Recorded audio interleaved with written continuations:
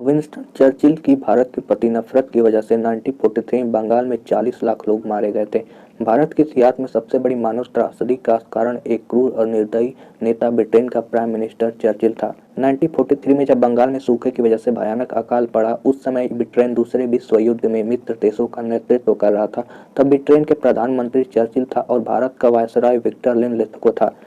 इसने 3 महीने पहले ही चर्चिल को आगाह कर दिया था कि भारत में एक बड़ा अनाज संकट आने वाला है और ब्रिटेन की सरकार को इस संदर्भ में कुछ जल्द करना चाहिए। लेकिन विंस्टन चर्चिल इस सारी चेतावनियों को नजरअंदाज कर दिया और भारत के हिस्से का अनाज दूसरे विश्व युद्ध लड़ रहे सैनिकों के लिए भेज दिया, अपनी सेना में बांट दिया। नतीजा यह हुआ कि उस समय एक बंगाल में भयंकर अकाल पड़ गया और 30 से 40 लाख लोग इस अकाल में मारे गए थे। यह तादाद सेकेंड वर्ल्ड वार में ब्रिटेन साम्राज्य के अंदर मारे गए लोगों से करीब 5 से 6 गुना ज़्यादा है। जिस समय संयुक्त बंगाल में, जिसमें आज का बांग्लादेश भी आता है, वहाँ लाखों लोग भूखे से तड़प कर मर गए थे, तब विंस्टन चर्चिल ने ब्रिटेन के लोगों के लिए 400 करोड़ किलोग्राम गेहूं और आटा, 140 करोड़ किलोग्राम चीनी, 160 करोड़ किलोग्राम मीट, 4,09,000 जिंदा जानवर, 32 करोड़ किलोग्राम मछलियाँ, 13 करोड़ किलोग्राम चावल, 20 करोड़ किलोग्राम चाय की पत्ती और 41 लाख लीटर शराब जमा करके रख ली थी। उस टाइम चर्चिल ने इस अकाल के बारे में पूछा गया तो उसने बोला, मैं भारत के लोगों से बहुत नफरत करता हूँ। भारत के लोग जानवरों जैसे हैं, उनका धर्म जानवरों जैसा है। यह अकाल भारत के लोगों की गलती है क्योंकि वे खरगोश की रफ्तार से बच्चा पैदा करते हैं। चर्चिल हमारे बारे में ऐसा सोचता था। यह वही विंस्टन चर्चिल है जिसने बोला था कि भारतीयों को शासन करने योग्य नहीं है। अगर उन्हें भारत को स्वतंत्र भी कर दिया जाए तो भारत पर शासन नहीं कर पाएंगे, भारत को संभाल नहीं पाएंगे। लेकिन आज तो सब लोग देख रहे हैं। आप यह जानकर हैरान रह जाएंगे कि बंगाल में पड़े इस अभूतपूर्व अकाल के दौरान मोहम्मद अली जिन्ना ने चर्चिल का साथ दिया था और लाखों लोगों को मरने के लिए छोड़ दिया था। और महात्मा गांधी के प्रति चर्चिल की घृणा इतिहास में तो दर्ज है, आप पढ़े भी होंगे। इतना ही नहीं, इतिहास में यह भी दर्ज है कि दूसरे विश्व युद्ध में जब हिंदुस्तानी फौज अंग्रेजों की तरफ से लड़ते हुए जीत के लिए जान पर दाव लगा रही थी, तब भी चर्चिल का दिल हिंदुस्तान के लिए नहीं पसीजा। ब्रिटेन के ही मीडिया हाउस BBC की यह रिपोर्ट में जिक्र है। युद्ध की जीत और उसमें हुए नुकसान को तो याद किया जाता, लेकिन दूसरे विश्व युद्ध के दौरान ब्रिटानी हुकूमत वाले बंगाल में हुई इतनी बड़ी मानव त्रासदी को लोग भुला ही दिया है। यहाँ तक कि हमारे भारत के लोग भी नहीं जानते, बहुत कम ही लोग जानते होंगे जो हिस्ट्री जिनका फेवरेट सब्जेक्ट है और जो इसके बारे में पढ़े होंगे। लेकिन आज आप इस वीडियो को शेयर करके सबको बताएं। 1943 का बंगाल का अकाल औपनिवेशिक कॉलोनियल इतिहास का काला अध्याय है। प्रत्येकदर्शी उस दौर को याद करते हुए बताते हैं कि कैसे खेतों में लाशें पड़ी हुई थी, नदियों में मरे हुए लोगों की लाशें तैर रही थी, कैसे कुत्ते गिद्ध लाशों को नोचकर खा रहे थे। इतने बड़े पैमाने पर किसी की भी न हिम्मत हुई कि उन लाशों को अंतिम क्रिया करने की और ना ही उनमें सामर्थ्य था। जब कुछ ब्रिटिश अधिकारियों ने प्रधानमंत्री चर्चिल को एक टेलीग्राफ के जरिए बताया कि उनके फैसलों से भारत में कितने बड़े पैमाने पर त्रासदी फैली है, तो चर्चिल को केवल प्रतिक्रिया थी जिसमें उसने वायसराय लॉर्ड से पूछा कि गांधी अब तक क्यों नहीं मरे।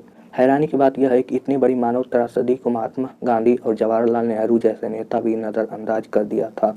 जब बंगाल के लोग भूख से मर रहे थे, तब ब्रिटेन के लोग चाय की चुस्की ले रहे थे और हाथ में महंगे शराब गिलास लेकर भारत की गरीबी पर चर्चा कर रहे थे।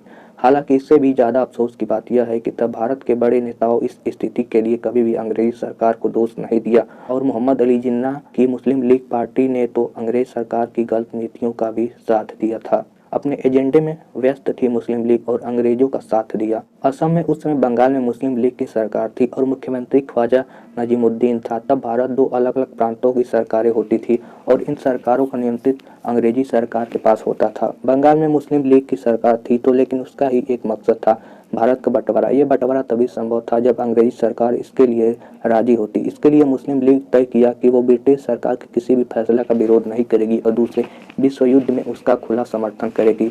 इस दौरान जब बंगाल में अकाल पड़ा, लाखों लोग अपनी भूख मिटाने के लिए पलायन करने गाँव और कस्बों के कलकत्ता और ढाका की सड़कों पर जमा होने लगे, तो इन लोगों को पेट भरने के लिए मुस्लिम लीग ने कोई कोशिश नहीं की। इस बात को जब कुछ अखबारों में तस्वीरों के साथ प्रकाशित किया गया तो मुस्लिम लीग पर भी सवाल उठे और अंतर्राष्ट्रीय स्तर पर ब्रिटेन की बदनामी हुई। उस दौरान कुछ अखबारों को छोड़कर ज़्यादातर प्रेस बंगाल के अकाल को कवर कर रहा था और कंकालों की तस्वीरों की अखबारों में प्रमुखता से छापी जा रही थी। इससे निपटने के लिए अंग्रेजी सरकार ने मुस्लिम लीग की मदद ली और यह तय हुआ कि जिन्ना की पार्टी कलकत्ता और ढाका की सड़कों पर पड़े कंकाल और भूखे से तड़पने लोगों को ट्रकों में भरकर दूसरे शहरों में छोड़ कर आएगी। यानी मुस्लिम लीग ने बंटवारे के लिए 40 लाख लोगों की हत्या में अंग्रेजी सरकार का साथ दिया और इसका जिक्र एक पुस्तक में भी किया गया है जिसका शीर्षक नाम है चर्चिल सीक्रेट वार। गिरफ्तार हुए कांग्रेसी नेता समय होते हुए भी नहीं लिया एक्शन। इस त्रासदी में कांग्रेस की भूमिका भी शून्य थी। वर्ष 1942 में महात्मा गांधी ने अंग्रेजों के खिलाफ भारत छोड़ो आंदोलन शुरू किया था और इस आंदोलन को समाप्त करने के लिए ब्रिटिश सरकार ने 9 अगस्त 1942 को बॉम्बे में कांग्रेस वर्किंग कमेटी के सभी सदस्यों को गिरफ्तार कर लिया था। इसमें महात्मा गांधी और जवाहरलाल नेहरू भी थे। नेहरू देश के पहले शिक्षा मंत्री अब्दुल कलाम आजाद और सरदार पटेल समेत कई कांग्रेसी नेताओं को वर्ष 1945 तक अहमदाबाद किले में नजरबंद करके रखा गया था। गांधी ने भी साथ लिया था मौन। हालांकि वर्ष 1942 में जब महात्मा गांधी, नेहरू समेत कई नेताओं को गिरफ्तार किया गया तो वो बंगाल के हालात से परिचित थे। वो चाहते तो जेल में रहते हुए बंगाल के लोगों को जान बचाने के लिए अंग्रेजी सरकार पर दबाव बना सकते थे, लेकिन उन्होंने ऐसा नहीं किया। महात्मा गांधी ने अकाल के समय वर्ष 1943 में 21 दिन की भूख हड़ताल जरूर की, लेकिन ये हड़ताल बंगाल के लोगों के लिए नहीं थी बल्कि अंग्रेजी सरकार द्वारा की गई उनकी गिरफ्तारी के खिलाफ थी। मई 1944 में जब महात्मा गांधी को उनके खराब स्वास्थ्य की वजह से बिना शर्त जेल से रिहा किया गया तब भी वो बंगाल नहीं गए, बल्कि उस समय 40 लाख लोगों की हत्या से ज्यादा बड़ा मुद्दा देश का बंटवारा था। सितंबर 1944 को महात्मा गांधी ने मुस्लिम लीग के नेता मोहम्मद अली से मुलाकात की और बंटवारे के आधार पर अपने विचार साझा किया। इस बैठक के बाद महात्मा गांधी जिन्ना की मांगों से असहमत थे, लेकिन सोचने वाली बात यह है कि उन्होंने एक बार भी जिन्ना से बंगाल के भूख से मारे गए लाखों लोगों की कोई बात नहीं की, जबकि बंगाल मुस्लिम लीग की ही सरकार थी और ये सरकार अंग्रेजों की मदद कर रही थी। नेताजी को थी बंगाल के लोगों की चिंता, जबकि नेताजी सुभाष चंद्र बोस को बंगाल के लोगों की काफी चिंता थी। बंगाल में भूखमरी की बहुत खबर जब दुनिया में फैली तो अमेरिका, कनाडा, ऑस्ट्रेलिया जैसे देशों ने मदद की पेशकश की थी, लेकिन चर्चिल ने इस मदद को लेने से इनकार करते हुए कहा कि मुझे भारतीयों से नफरत है, वे गंदे लोग हैं जिनका धर्म भी कुकर्ता से भरा हुआ है। सोचिए विंस्टन चर्चिल भारत के लोगों से कितना नफरत करता था। 2 जुलाई 1943 को जब सुभाष चंद्र बोस सिंगापुर पहुंचे तो उन्होंने भी बंगाल के लोगों की मदद का प्रस्ताव अंग्रेज सरकार को भेजा। उन्होंने कहा था कि वो 1 लाख टन चावल अलग अलग जहाजों से भारत भेज सकते हैं और इन जहाजों पर जापान भी हमला नहीं करेगा, लेकिन चर्चिल और ब्रिटिश सरकार इसके लिए तैयार नहीं हुई। माना जाता है कि अगर उस समय इस मदद को स्वीकार कर लिया गया होता तो 1 लाख टन चावल से बंगाल के 16 लाख लोगों की पेट 4 महीने तक भरा जा सकता था, लेकिन चर्चिल ने ऐसा नहीं होने दिया। नेताजी बंगाल के लोगों के लिए इसीलिए पूजनीय हैं, हमारे लिए भी हैं। राजनीति खेलता रहा चर्चिल। नेताजी के प्रस्ताव को इसलिए भी ठुकरा दिया गया था क्योंकि उस समय बर्मा पर जापान ने कब्जा कर लिया था। बर्मा आज म्यांमार को कहा जाता है। इस कब्जे की वजह से भारत में बर्मा से चावल का आयात रुक गया था। यह देखते हुए विंस्टन चर्चिल ने अंग्रेजी सैनिकों के लिए चावल की जमाखोरी कर ली थी। चर्चिल को डर था कि अनाज जापान के हाथ लग जाएगा और इसे अपने नियंत्रण में लेगा।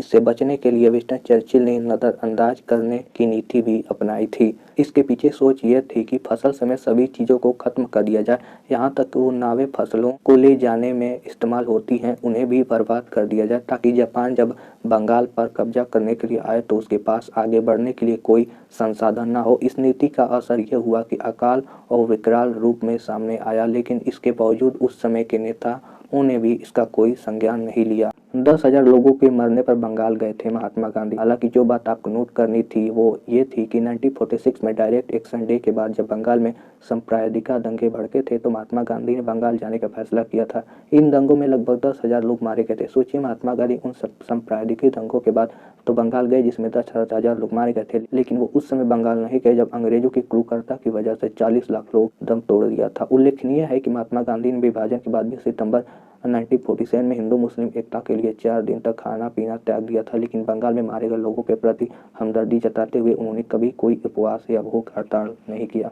तो दोस्तों ये थी हिस्ट्री। हो सके उस समय महात्मा गांधी जी के लिए बंटवारा ज़्यादा महत्वपूर्ण था तो इसको ध्यान नहीं दिया होगा। वैसे आपकी इस पे राय क्या है हमें कमेंट में जरूर बताएं और ऐसे वीडियो देखने के लिए हमारे चैनल को सब्सक्राइब जरूर करें।